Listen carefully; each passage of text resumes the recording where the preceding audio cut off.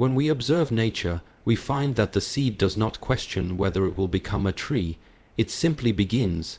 It faces darkness beneath the soil, silence, pressure, and the unknown, yet it grows, slowly, persistently, without fear.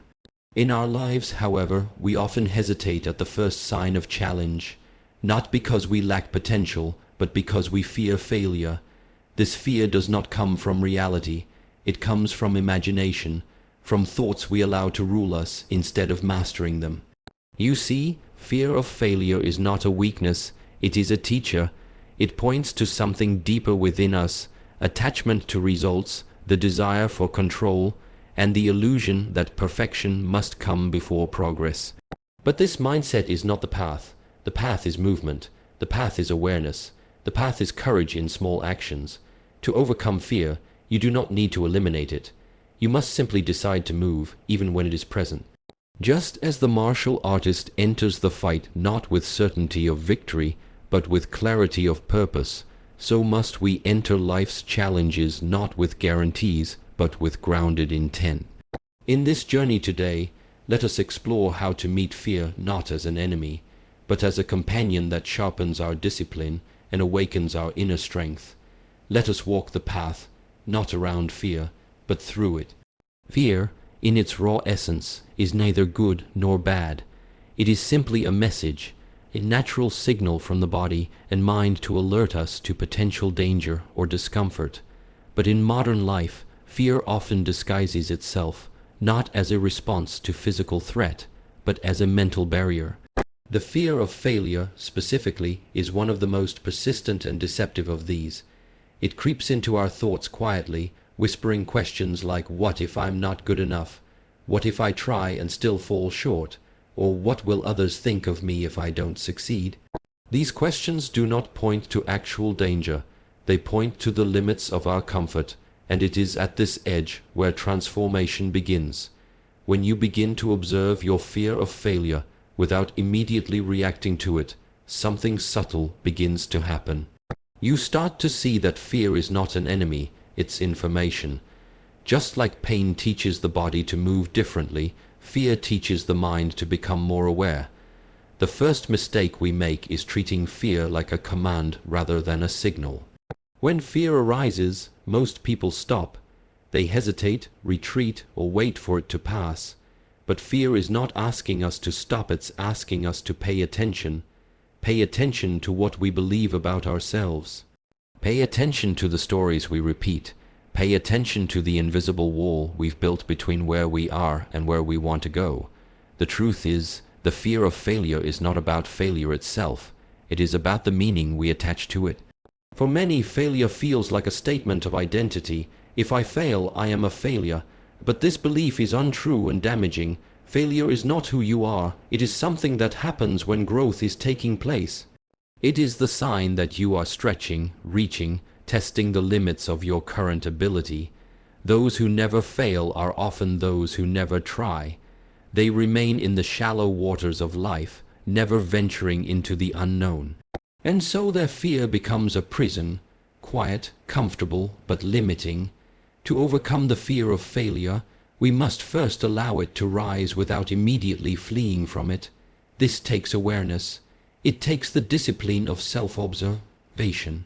When you feel fear, pause, ask yourself, what am I really afraid of? Is it the outcome, or is it how I imagine I will feel if I don't meet that outcome? Is it the judgment of others, or is it my own harsh self-criticism? This inner dialogue is not about silencing fear. It is about seeing it clearly, because when something is seen clearly, it loses its grip. It is no longer a shadow controlling us from behind the scenes. It becomes something we can work with. Once we recognize fear as a signal, we begin to train ourselves to act differently. Instead of stopping at the presence of fear, we breathe through it. We take one small step forward, not because the fear is gone, but because we choose to move despite it. This act is powerful. It creates a shift in our nervous system, in our habits, and in our confidence. Each time we respond to fear with calm awareness and deliberate action, we reclaim a part of ourselves that was hidden beneath layers of avoidance. Many people wait for the fear to go away before they begin. They wait until they feel ready, certain, strong. But that moment rarely comes on its own. Readiness is not something that arrives. It is something that is built. And it is built by facing what we fear, not by running from it. Fear is not an obstacle on the path. Fear is the path. It points directly to where the work must be done. If we are afraid to speak, we must learn to express ourselves. If we are afraid to lead, we must learn to step forward. If we are afraid to fail, we must learn to redefine what failure means. In the end, it is not the absence of fear that marks true strength. It is the ability to carry fear with steadiness and move anyway. When we stop treating fear as something to escape and start treating it as something to understand, it loses its control over us. It becomes a companion, rough, uncomfortable, but honest. It teaches us where we are stuck, where we are attached, where we are holding back. And in that teaching, it opens the door to freedom. In a world driven by achievement, recognition, and competition, it is easy to become consumed by the outcomes we chase. We often measure our worth by results, whether we succeeded or failed, whether we won or lost, whether we were approved or rejected. This obsession with outcomes becomes a silent trap. It creates a mindset where every effort is burdened by expectation, where every action is shadowed by anxiety, and where the joy of growth is replaced by the pressure of performance. When our focus is entirely on the outcome, we forget the value of the process, and we ignore the one thing we truly have control over: our effort. Detaching from outcomes does not mean becoming indifferent or careless. It means shifting our attention from what is outside of us to what is within us. It means recognizing that while we cannot control the final result of every action, we can control the quality of our actions, the consistency of our discipline, and the honesty of our intent. This is the essence of practice, doing what needs to be done without being consumed by whether it will lead to immediate success. It is showing up again and again, even when results are delayed, even when recognition is absent, even when no one is watching. When we practice with full presence, our work becomes a form of meditation. Each repetition becomes an opportunity to refine, to learn, to understand ourselves more deeply.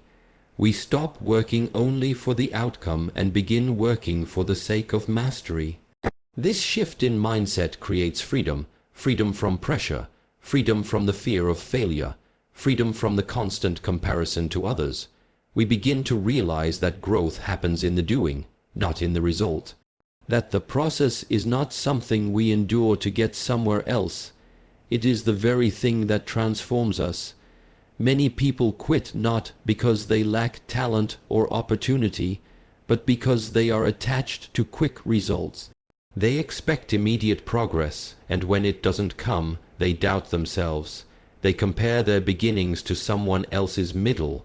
They assume that struggle means something is wrong, when in truth, struggle is a sign that something meaningful is happening. Detachment from outcomes allows us to embrace the struggle, not as a punishment, but as a necessary part of the journey. It gives us the resilience to keep moving, even when external success has not yet arrived. This mindset is especially powerful when facing fear of failure. If your only goal is to succeed, failure becomes terrifying. But if your goal is to practice, to learn, to evolve, then failure becomes part of the process. It becomes data, feedback, information. It no longer defines you, it refines you. You stop asking, did I succeed? And start asking, did I give my full effort? Did I stay committed to the path? Did I respond with awareness rather than avoidance? These questions lead to growth, not ego. They point inward, not outward, and they help build the kind of confidence that cannot be shaken by outcomes. This approach also requires patience. When you commit to the process, you let go of the illusion of overnight success. You understand that real transformation is slow, steady, and often invisible at first. Like water shaping stone, consistent effort may not seem powerful in the moment, but over time it changes everything. Detachment from outcomes allows you to stay in the game long enough for this transformation to occur. It prevents you from giving up too soon. It protects your energy from the highs and lows of external validation. And it anchors your purpose in something deeper than success. In every field, whether it is martial arts, art, business, or personal development, the masters are not those who feared failure the least.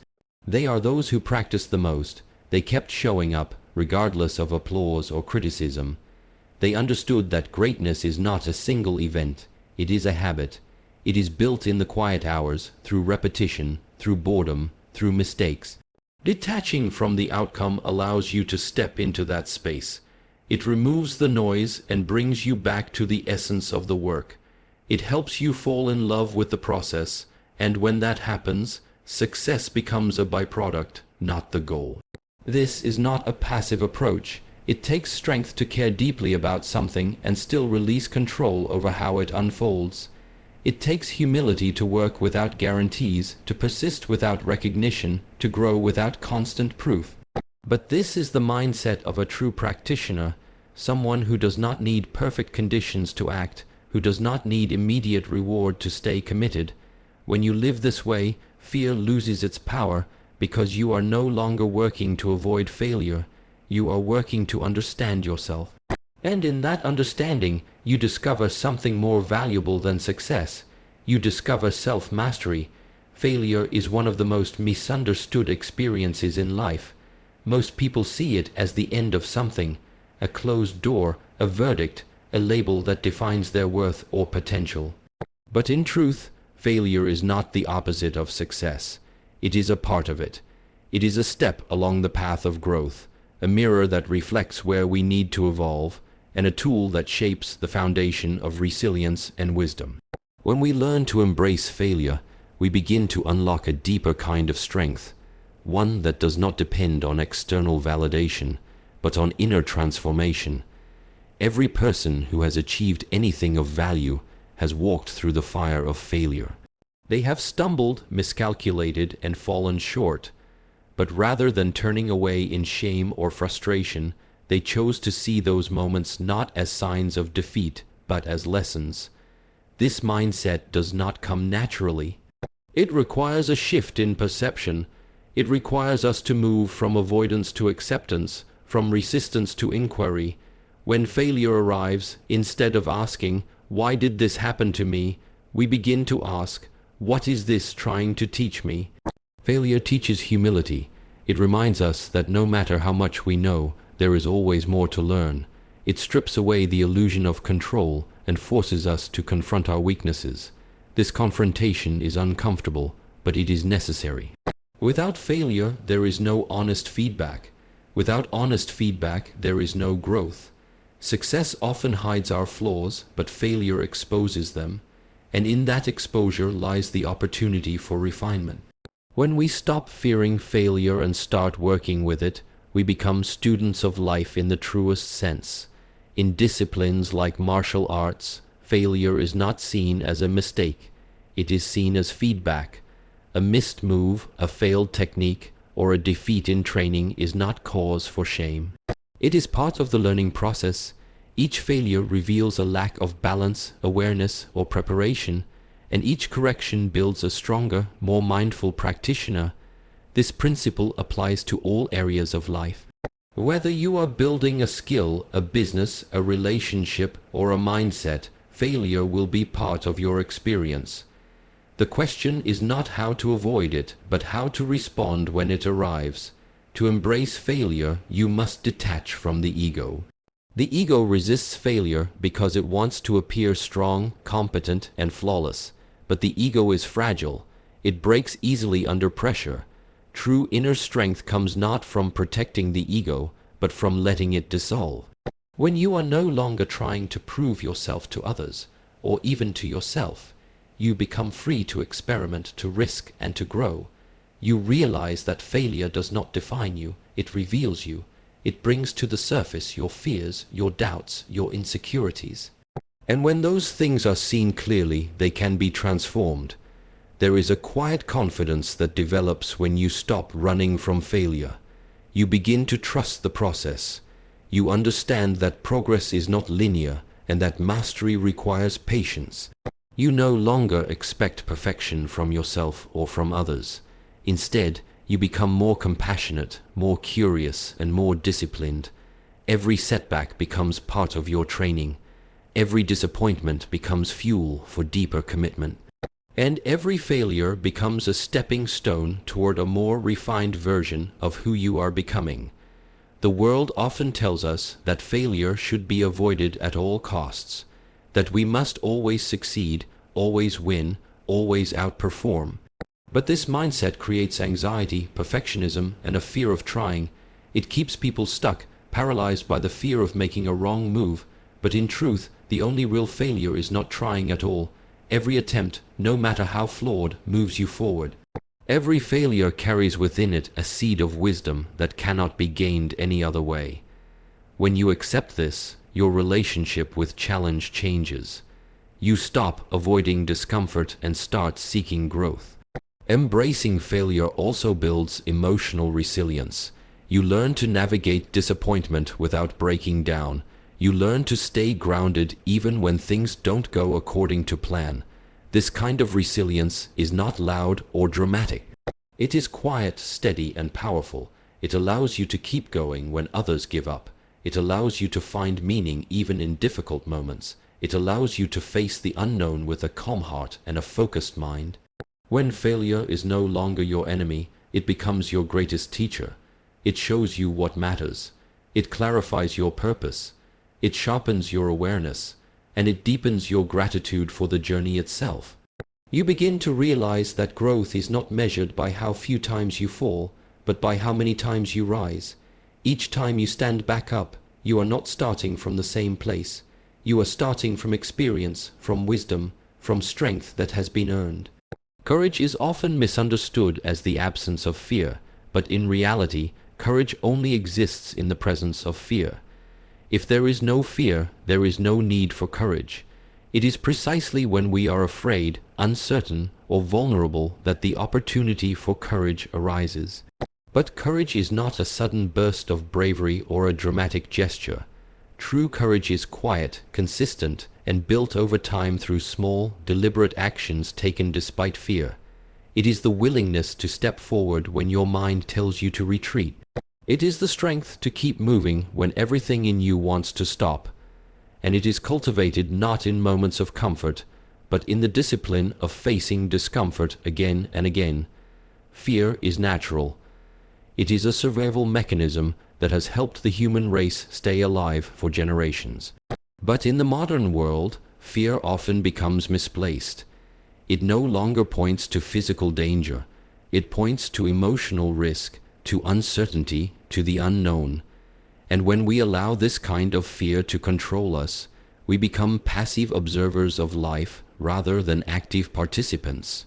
We wait for the fear to disappear before we take action. We wait to feel confident before we begin. But confidence does not come first. Action does. It is through action that we build the muscle of courage. Just as strength is built through repeated resistance, courage is built through disciplined engagement with fear. Discipline is the structure that makes courage possible. Without discipline, fear overwhelms us, paralyzes us, and convinces us to delay or avoid what matters most. Discipline gives us a framework, a set of habits, routines, and mental commitments that helps us take action even when we are afraid. It removes the need to rely on motivation or emotion, which are always changing. Discipline is stable. It is the steady hand that guides us through the storm. When you commit to small, intentional actions each day, you create momentum, and this momentum becomes a source of strength that carries you through the moments when fear is loud. It is easy to think that courage is something you either have or you don't, but courage is not fixed. It is not a trait you are born with, it is something you train. Like any skill, it grows with practice. The more you confront fear, the more you understand it. The more you understand it, the less power it holds over you, and the less power it holds, the more freedom you experience. Each time you take a step despite fear, you rewire your nervous system. You prove to yourself that fear is not a wall, but a signal, and you learn to act from purpose, not from emotion. Many people imagine that courage requires a grand vision or an extraordinary goal, but often, the most powerful form of courage is simply doing what needs to be done consistently, quietly, and with full presence. It is having a difficult conversation. It is waking up early to train. It is starting again after a setback. It is continuing to believe in your path even when no one else sees it. These acts may seem small, but they are the building blocks of inner strength. And over time, they form the foundation of a courageous life. When fear is present, the mind becomes loud. It begins to create stories of failure, rejection, and inadequacy. The mind looks for reasons to avoid risk, to stay safe, to remain hidden. But discipline interrupts that pattern. It says, "I will act anyway." It does not silence fear, it simply refuses to obey it. In this way, discipline becomes the gateway to freedom. It allows you to choose your actions consciously, rather than being controlled by reaction. And this conscious choice is what defines courage, not the absence of fear, but the refusal to be ruled by it. There is a deep sense of dignity that arises when you live this way. You no longer wait for perfect conditions or certainty before taking action. You no longer need approval to validate your efforts. You are no longer limited by the stories of fear that once held you back. Instead, you live from a place of alignment. You move with intention. You face your inner resistance not because you enjoy discomfort, but because you are committed to growth.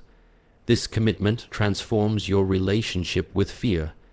It turns fear into a tool for awareness and action into a path towards strength. Courage built through disciplined action does not always feel bold. Sometimes it feels like a whisper, a quiet decision, a breath taken before moving forward.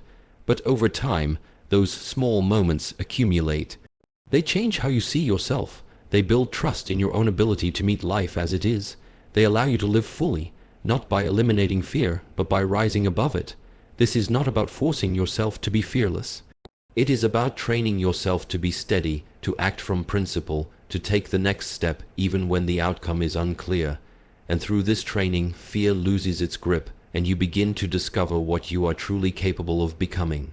In the end, the journey to overcome the fear of failure is not about eliminating fear, but about transforming our relationship with it. Fear is a natural part of growth, a necessary companion on the path of self-mastery. It signals the edge of our comfort zone, the threshold where change begins. When we learn to listen to fear without obeying it, when we detach from rigid outcomes and instead commit to consistent, mindful effort, when we embrace failure as a teacher rather than a threat, and when we choose disciplined action even in the face of uncertainty, this is where true courage is born. The goal is not to live without fear, but to live in such a way that fear no longer decides our direction. Every time we act despite it, we expand our limits, strengthen our inner foundation, and move closer to the person we are meant to become.